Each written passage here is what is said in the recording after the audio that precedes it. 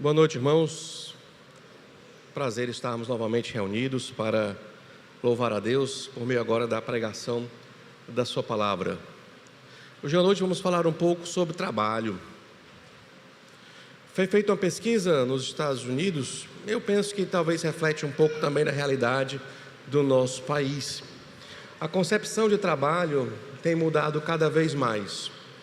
Talvez num primeiro momento o trabalho era visto mais como uma questão de necessidade, depois passou para uma questão de status social e hoje está associado ao trabalho a ideia de significado de vida, certo?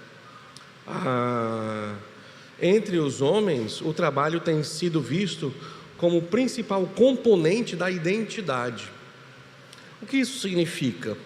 Significa que cada vez mais, principalmente os homens, mas não apenas os homens, as pessoas têm procurado no trabalho a razão da sua existência.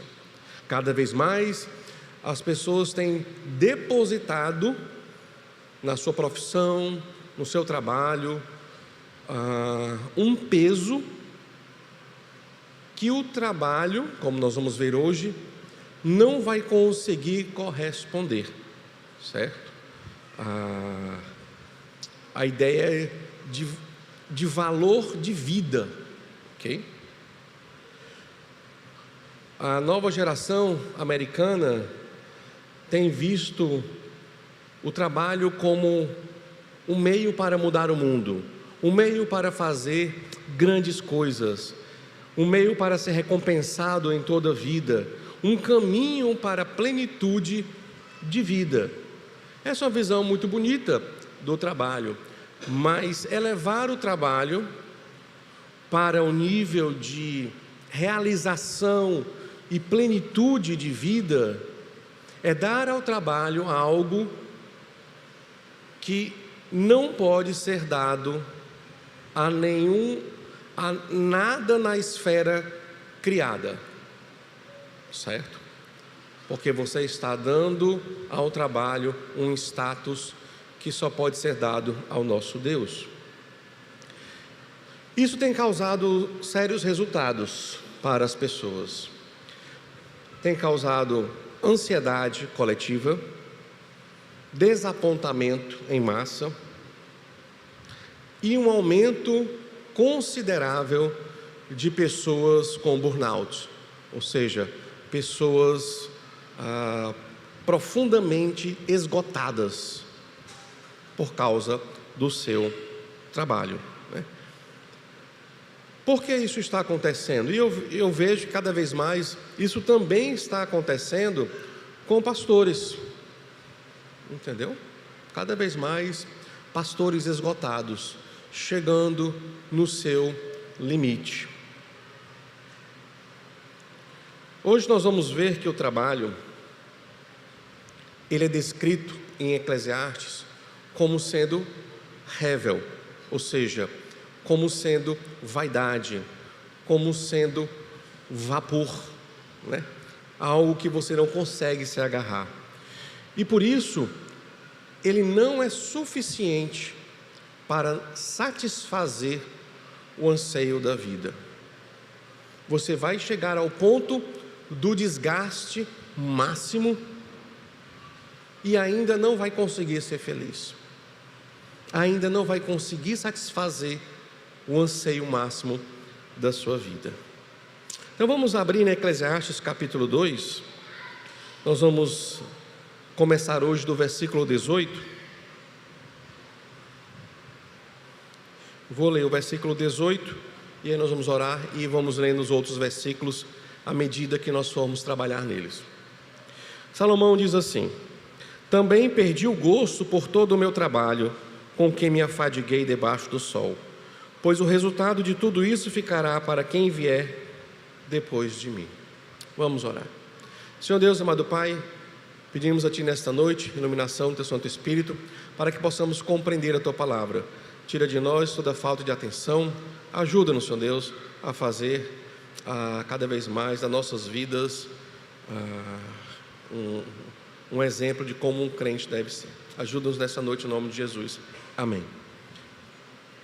Então, a primeira coisa que eu quero trabalhar aqui é que a busca do significado por meio do trabalho só vai te trazer frustração.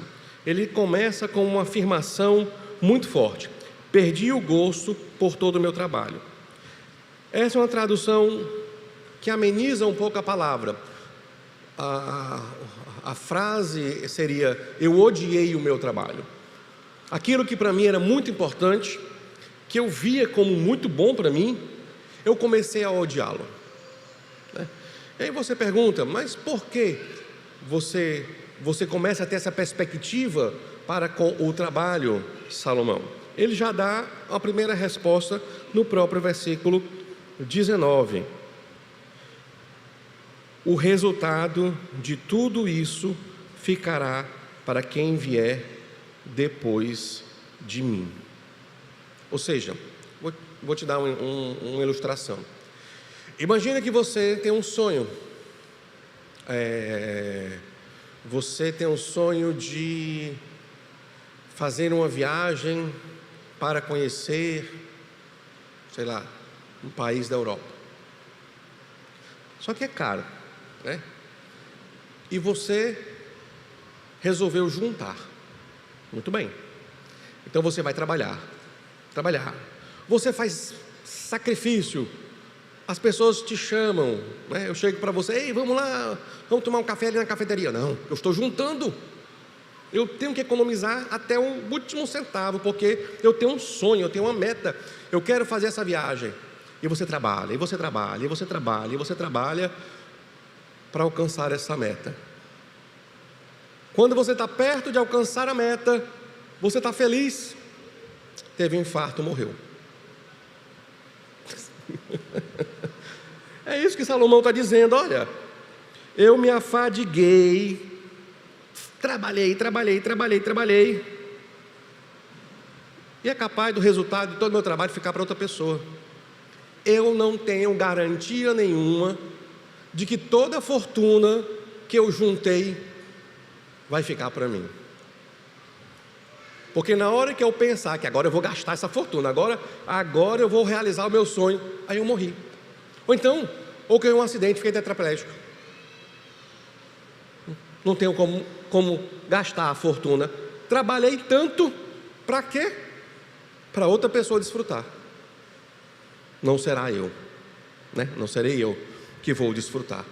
Então, primeira coisa que Salomão começa a refletir sobre essa perseguição pelo trabalho como significado de vida é: olha, amigo, você não tem garantia de que todo o resultado do teu trabalho vai ficar para você, né?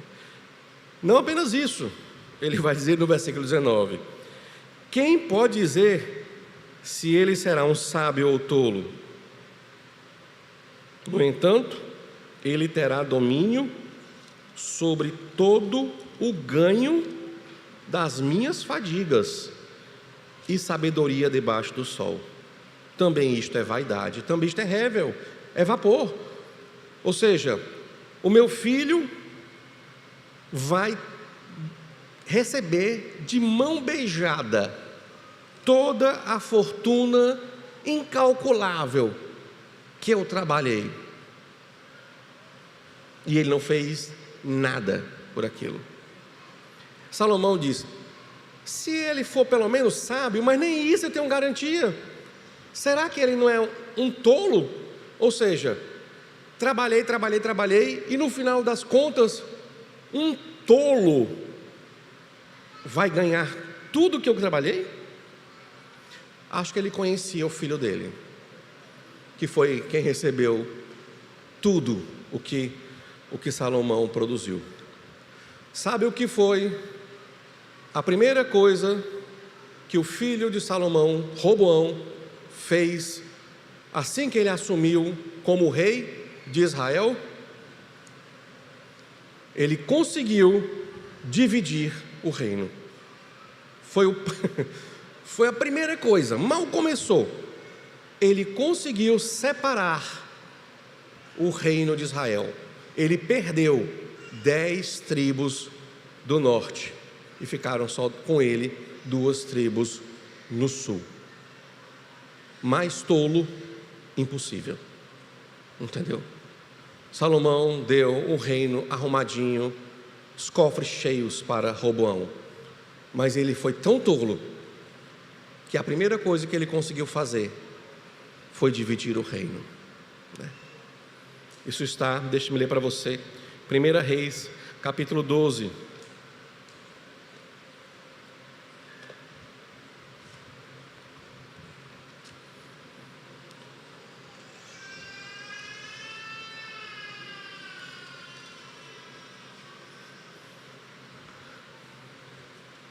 Primeira Reis 12, a partir do versículo 1 diz assim: Roboão foi a Siquém, porque todo Israel se havia reunido ali para o fazer rei. Jeroboão, filho de Nebate, que ainda estava no Egito, para onde havia fugido da presença do rei Salomão, ouviu isso e voltou do Egito. Mandaram chamá-lo e ele veio com toda a congregação de Israel a Roboão para lhe dizer: o seu pai nos impôs um pesado jugo. Alivia a dura servidão de seu pai e o pesado jugo que ele nos impôs, e nós os serviremos. Roboão respondeu: vão embora e voltem daqui a 3 dias. E o povo se foi. Roboão foi pedir conselho aos anciãos que haviam estado na presença de Salomão, seu pai, quando este ainda vivia, e disse: como vocês me aconselham a responder ao povo? Eles disseram: se hoje o Senhor se tornar servo deste povo e o servir, e em resposta falar boas palavras, eles se farão seus servos para sempre. Mas Roboão desprezou o conselho que os anciãos lhe tinham dado e foi pedir conselho aos jovens que haviam crescido com ele e o serviam. Ele perguntou: o que vocês me aconselham? O que devo responder a este povo que me pediu para aliviar o jugo que meu pai lhe impôs? E os jovens que haviam crescido com ele responderam: diga o seguinte a este povo que se queixa do pesado jugo que seu pai lhe impôs e que pede para que seja aliviado. Diga-lhe o seguinte: o meu dedo mínimo é mais grosso do que a cintura do meu pai. Assim, se o meu pai lhes impôs um jugo pesado, eu o tornarei ainda mais pesado.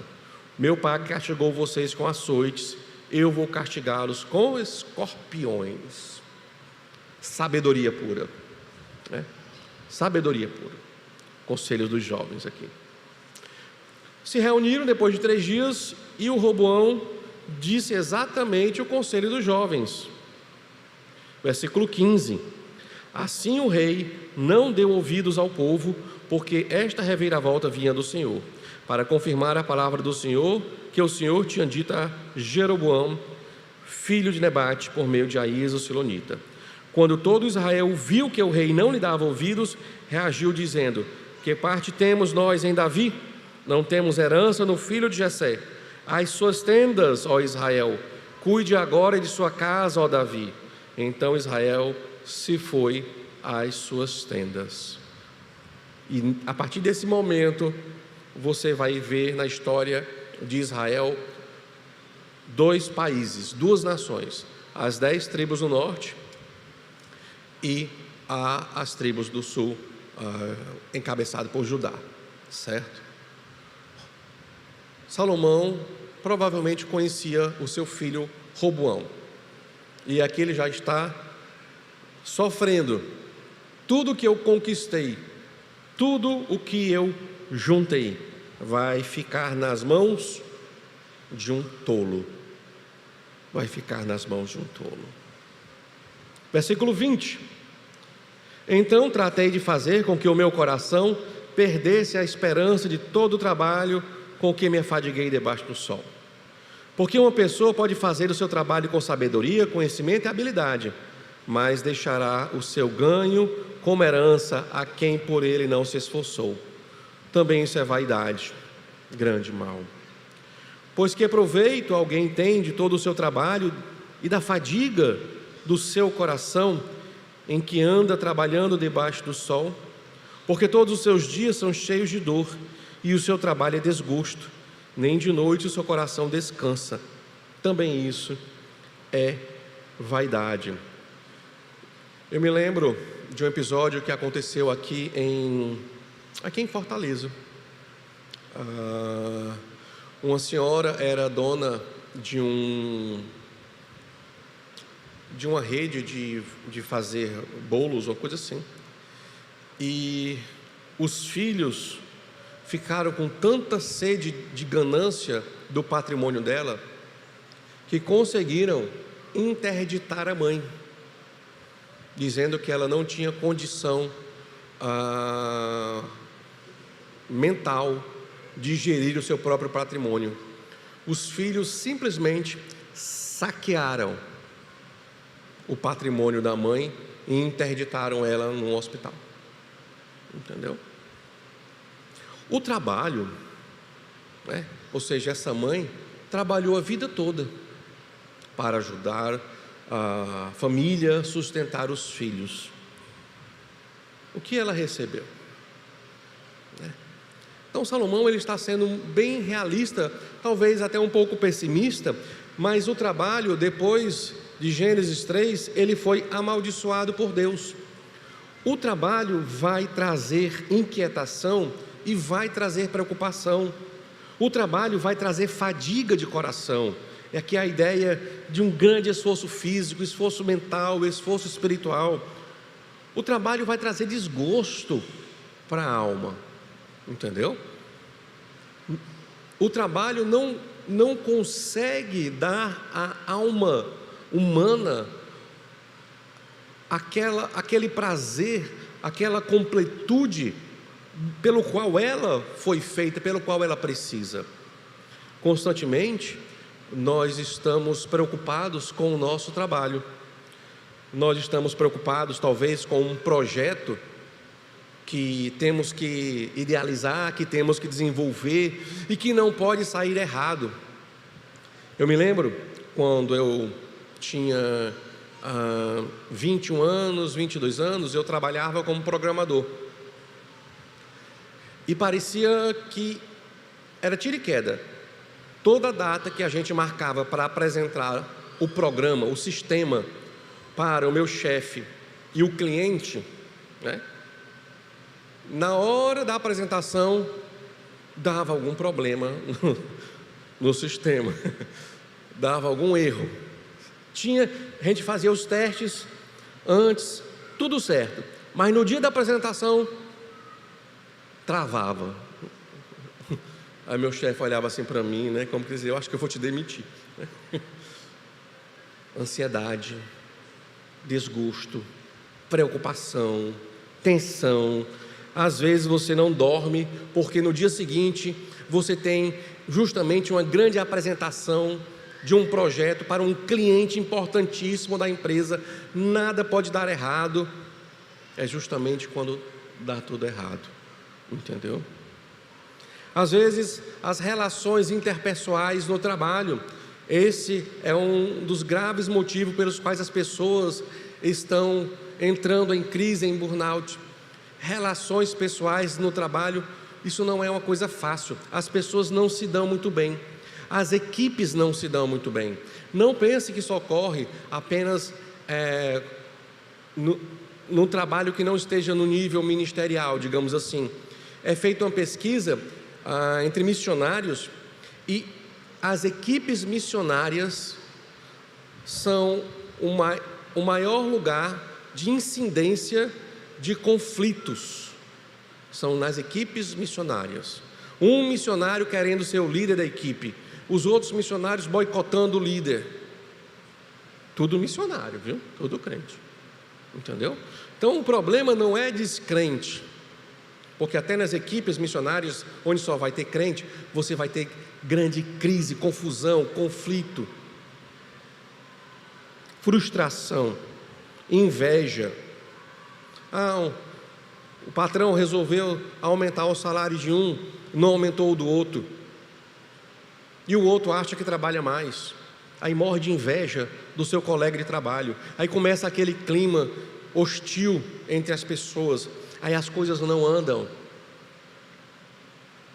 Depois do pecado, o trabalho é uma coisa positiva ainda, sim, todos têm que trabalhar, mas o trabalho não tem poder de trazer a completude pelo qual nós precisamos para viver bem. Por isso, Salomão diz: o trabalho é hevel, é vapor, você não consegue pegar, entendeu? Às vezes é até absurdo as coisas que acontecem no trabalho. Salomão, então, nesse momento, ele já tem trabalhado 3 assuntos. Ele falou da sabedoria, ou seja, do intelecto. Ele falou dos prazeres e ele falou do trabalho. E ele está mostrando, olha, nada disso serve para dar significado à vida. Se você quiser viver bem, você não vai colocar as suas fichas em nenhum desses 3. Não vai funcionar. Você vai ser infeliz. E aí você pergunta: e aí, Salomão, o que é necessário para viver bem neste mundo? É o que ele vai falar a partir do versículo 24. Não há nada melhor para o ser humano do que comer, beber e fazer com que sua alma desfrute o que conseguiu do seu trabalho. No entanto, vi também que isto vem da mão de Deus, pois separado deste, quem pode comer ou quem pode alegrar-se? Então aqui é a única coisa que não é hevel. Salomão vai apresentar para a gente. Começar a ver a vida como um presente de Deus. Começar a olhar para as coisas da vida como um presente de Deus. Veja, no primeiro momento, ele está argumentando que você não deve colocar o conhecimento, você não deve colocar os prazeres, você não deve colocar o trabalho no lugar de Deus, mas você deve aprender a desfrutar de tudo isso como um presente de Deus, certo? Há uma diferença. Há uma diferença. Você não deve ver, o conhecimento não presta. Os prazeres não servem de nada. O trabalho também não serve para nada. Só é desgosto. Não. Salomão agora vai dizer para você colocar cada coisa que é criado por Deus no seu devido lugar. E qual é esse devido lugar? É ver essas coisas como bênçãos de Deus, como um presente de Deus. E pelo que o texto está dizendo, Deus se agrada em que você desfrute dos presentes que Ele lhe dá, entendeu? O problema é que nós temos dificuldade em aprender a desfrutar das bênçãos de Deus, aprender a olhar para as coisas que Deus nos tem dado e aproveitar dessas coisas, a gostar dessas coisas, a desfrutar da maneira correta das bênçãos de Deus, né? Por exemplo, quando você ganha o seu dinheiro do seu trabalho e você só pensa em economizar, economizar, economizar, é bom economizar, mas é bom também você desfrutar com sua família em um passeio, ou numa cafeteria, né, como eu gosto de ir. Então, e na cafeteria, você desfrutar de todas as bênçãos que Deus está lhe dando naquele momento, bênçãos visuais, bênçãos olfativas, bênçãos auditivas, bênçãos do paladar. Foi Deus que criou tudo isso. Ele criou para que o ser humano pudesse aproveitar, lembrando que isso é um presente dele para você, não usando isso como um substituto, como Salomão vai falar no capítulo anterior. Na hora que eu tento usar o prazer, o lazer, ou uma bebida, como um substituto para a verdadeira razão de ser, que é Deus, isso não vai dar certo. Mas quando eu começo a aprender a desfrutar das coisas de Deus como um presente que Ele me deu, você vai começar a viver da forma correta, entendeu? Veja que ele vai dizer no versículo 25: separado deste, Em algumas versões, tem a tradução, separado de mim. Contudo, pelo texto hebraico e o contexto, é melhor a tradução, separado deste, e esse deste se referindo a Deus. Separado de Deus, quem pode comer ou quem pode alegrar-se. E aqui o que Salomão está dizendo é muito importante. Quando Deus criou Adão e Eva, Deus os coloca num ambiente chamado Éden, né? E a ideia era: você tem tudo o que você precisa para ser feliz. A comunhão plena com Deus, você tem todas as frutas, tudo, só não pode comer da fruta da árvore do conhecimento do bem e do mal, certo? E é importante que você entenda o que significa essa árvore do conhecimento do bem e do mal. Quando a gente olha essa expressão no Antigo Testamento, ela vai trazer para a gente um significado importante, que nos ajuda a entender bem o que Salomão está nos dizendo aqui. Deixe-me ler para você Isaías 7, 14 a 16.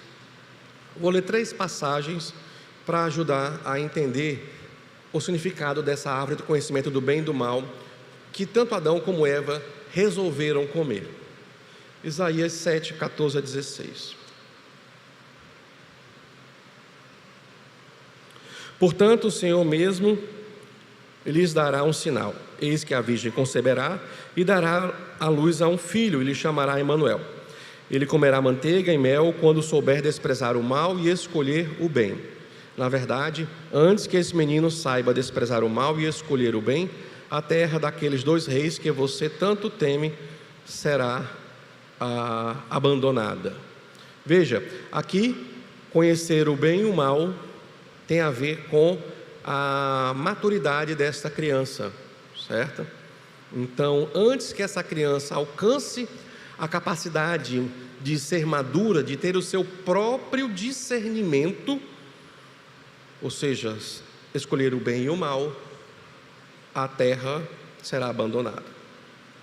Quando você vai para 2 Samuel, capítulo 19, versículo 34 a 36, deixa eu ler para você. 2 Samuel, estou em primeiro. 19, 34 a 36. Aqui você tem Davi voltando para Jerusalém depois do motim feito pelo seu filho Absalão.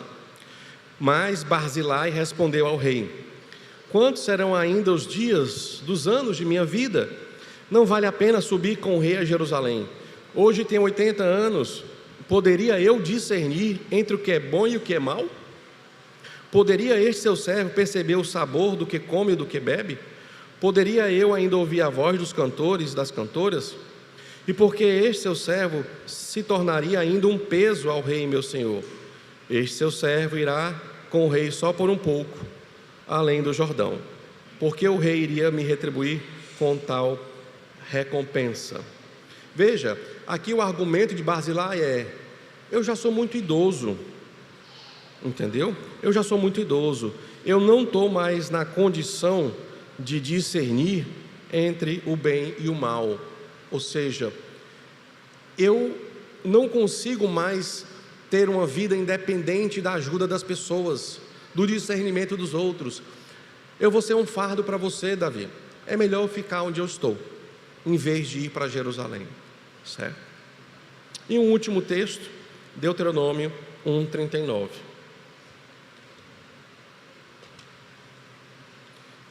Diz assim: e as crianças de vocês, de quem vocês disseram que seriam presa do inimigo, sim, os filhos de vocês que hoje nem sabem distinguir entre o bem e o mal, esses ali entrarão, e a eles darei a terra, e eles a possuirão.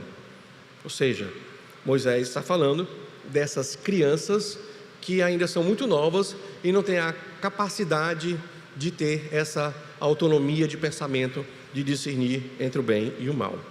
Então, esses 3 textos, eles vão nos ajudar a entender essa expressão: conhecer o bem e o mal, o conhecimento do bem e o mal. Quando a serpente propõe para Eva desobedecer a Deus e comer do fruto do conhecimento do bem e do mal, ela está propondo para Eva o seguinte caminho, que é justamente o que Salomão diz aqui. Ele diz no versículo 25: separado deste, ou seja, a parte deste, quem pode comer, quem pode alegrar-se? A serpente está dizendo: Eva, você deve aprender a ser independente, autônoma. Pare de depender de Deus para ser feliz. Coma do fruto da árvore do conhecimento do bem e do mal e seja como Deus. Seja dona da sua vida. Seja você a referência para o certo e o errado, para o bem e para o mal. Tome as vidas na sua mão. E Eva pegou a árvore, comeu e deu para o seu marido, e ele servilmente recebeu e comeu.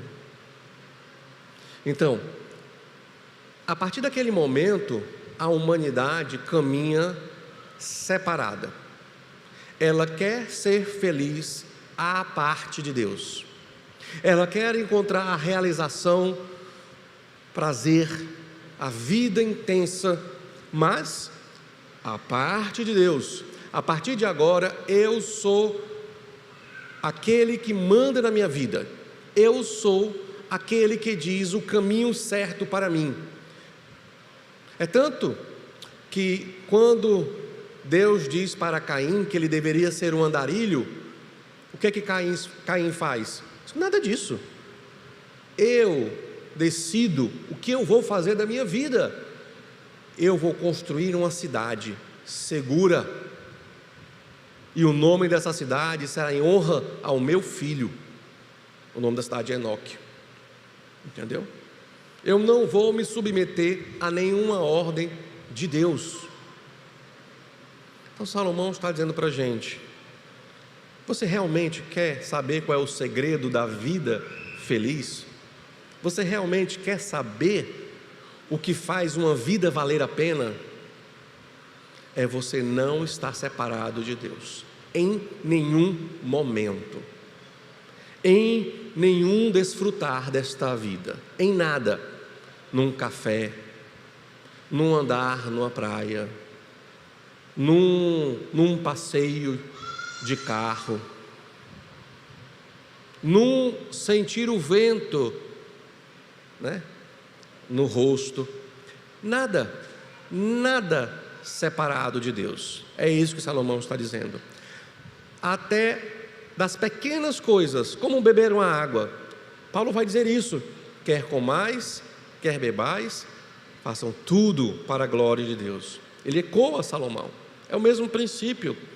Das pequenas coisas, os pequenos prazeres, como beber uma água, até prazeres mais caros, como fazer uma viagem internacional, Deus tem que estar no centro. Deus tem que estar na viagem. Deus tem que estar no passeio. Toda vez que você tira Deus da festa, aquela festa perde a alegria. Não é mais festa. Entendeu? Não é mais festa. Essa é a única maneira de viver a vida de forma intensa e feliz. Salomão vai dizer para a gente: separado de Deus, quem pode comer? Ou quem pode se alegrar? Às vezes eu me lembro, um jovem chegou para mim com a seguinte pergunta: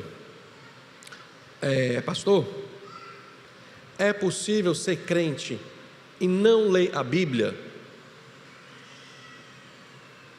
Ele diz: eu não leio a Bíblia, eu não gosto de ler a Bíblia. Eu digo: não é possível. Entendeu? Porque não é possível ser crente e não querer conhecer o seu Deus. E a única maneira de conhecer o seu Deus é pela Bíblia. Então, não dá para ser crente se não gosta da Bíblia, se não ler a Bíblia. Porque você não vai saber quem é seu Deus, quem é essa pessoa que você quer servir, quem é essa pessoa que você coloca como a razão da sua existência. Às vezes nós não conseguimos nos alegrar nesta vida, mas a resposta é muito simples: é porque Deus não está na sua vida. Salomão deixa as coisas muito claras para a gente. Se você não colocar Deus na equação, no passeio, na festa, na viagem, você não vai ter prazer, você não vai aprender a desfrutar desta vida. E a vida para você vai continuar sendo rével, constantemente rével. Veja que ele diz no versículo 26: Deus dá sabedoria, Deus dá conhecimento, Deus dá prazer à pessoa que lhe agrada. Entendeu? Olha só, parece que as coisas começaram a se inverter. Eu busquei a alegria no prazer e eu não encontrei. E aí Salomão diz: quando você coloca Deus na história, Deus te dá o prazer, Deus te dá a alegria que você tanto buscava. Só que você buscava a parte dele, você não vai encontrar. Entendeu? Você não vai encontrar. Mas ao pecador dá trabalho.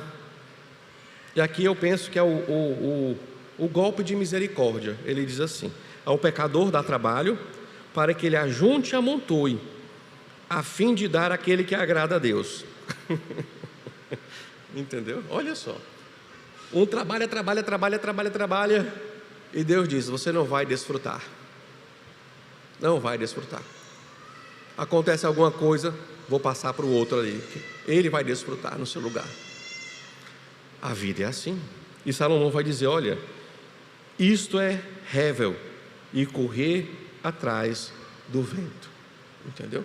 Ou seja, esse plot twist da história, no final, no último momento, aquela pessoa trabalhou, fez tudo, no final deu tudo errado, e quem saiu ganhando foi o outro lá.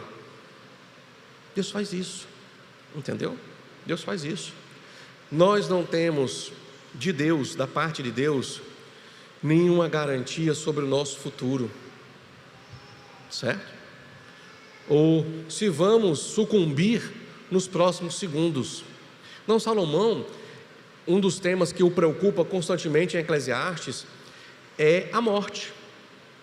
Por isso ele diz: desfrute da vida agora. E desfrute da vida da maneira correta, porque essa é a única maneira de se desfrutar da vida, tendo Deus junto, tendo Deus presente. Só temos então dois caminhos, é o que Salomão vai dizer para a gente. Ou você vai tentar, como ele tentou, viver, tentar se alegrar sem Deus, certo? Ou você vai fazer o que ele aprendeu: alegrar-se em todos os momentos, tendo Deus no meio, no centro. Só tem essas duas maneiras. E nós, como crentes, não nos enganemos, certo? Porque às vezes, mesmo sendo crentes, nós tentamos nos alegrar sem Deus. Entendeu? Nós tentamos nos alegrar sem Deus. Como assim, pastor? Quando você despreza as coisas de Deus, por exemplo, esse culto aqui, essa assembleia reunida para adorar a Deus, se você olha para isso aqui e você olha com um olhar meio de zombaria, Para mim tanto faz aqui como em casa. Você não sabe o que é se alegrar em Deus. Entendeu? Porque Deus tem um interesse muito grande quando os crentes se reúnem para adorá-lo. Se você, como um crente, não consegue se alegrar na reunião coletiva dos crentes, é porque você ainda não sabe se alegrar em Deus. Você não sabe ser feliz, entendeu? Não sabe. Então, até os crentes, às vezes, estão enganados, achando que conseguem ser felizes sem Deus. Não conseguem. Não conseguem. Entendeu? Para finalizar, eu quero ler dois versículos. Hebreus 12, 2.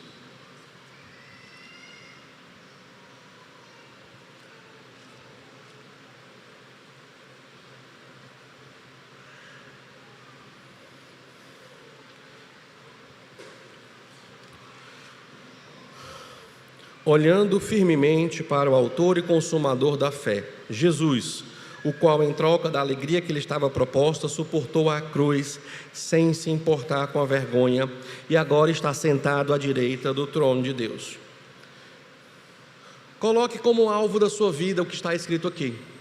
Olhe firmemente para Jesus. Faça dele uma obsessão sua, de querer ser como Ele, de querer viver para agradá-lo, de fazer todas as coisas por causa dEle. Isso é viver de forma intensamente feliz, entendeu? Viver em função de Jesus, olhando firmemente para o autor e consumador da nossa fé. E eu quero redimir o trabalho, dando também ao trabalho um tom mais positivo, quando Deus está no meio. Deixe-me ler para você 1 Coríntios 15, 54.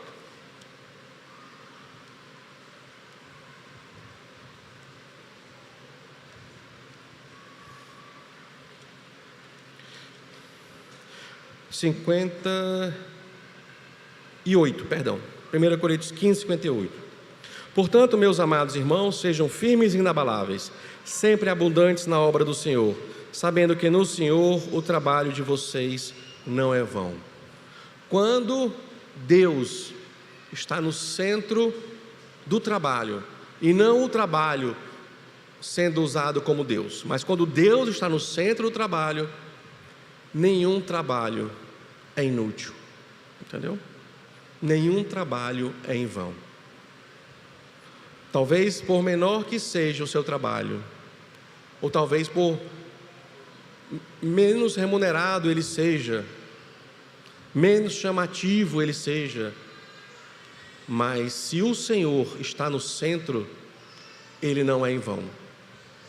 Ele de alguma forma glorifica o nome desse Deus, do nosso Deus, e por isso ele traz felicidade para você, entendeu? Ele traz felicidade para você. Mesmo que tenham problemas, o trabalho está debaixo da maldição. Sempre terá problemas nesse mundo. Mas quando Deus está no centro, você tem a palavra de Deus dizendo: esse trabalho não é inútil. Ele tem um sentido para o plano de Deus. Isso faz com que você se alegre no seu trabalho, mesmo que você não receba todas aquelas remunerações que talvez você até mereça, entendeu? Então o segredo, Salomão já começa a dizer aqui para a gente, para uma vida de significado, é aprender a viver com Deus no centro. Nunca faça um planejamento de férias sem ter Deus no centro das suas férias. Entendeu? Nunca planeje um jantar romântico com sua esposa sem ter Deus no centro do jantar. Deus tem que estar no centro. Amém? Vamos estar orando e aí a gente encerra. Senhor Deus, amado Pai, nós agradecemos a Ti pela Tua palavra, agradecemos a Ti porque o Senhor é bondoso e misericordioso para conosco, nos tirou das trevas para a luz. E mesmo no mundo caído, nós podemos viver de forma alegre, contente, enfrentando as dificuldades, enfrentando os sofrimentos e as tristezas, sabendo que Tu estás no centro de tudo. Nós só temos a Te agradecer pelo Teu amor e Tua misericórdia e a Tua graça para conosco. Em nome de Jesus. Amém.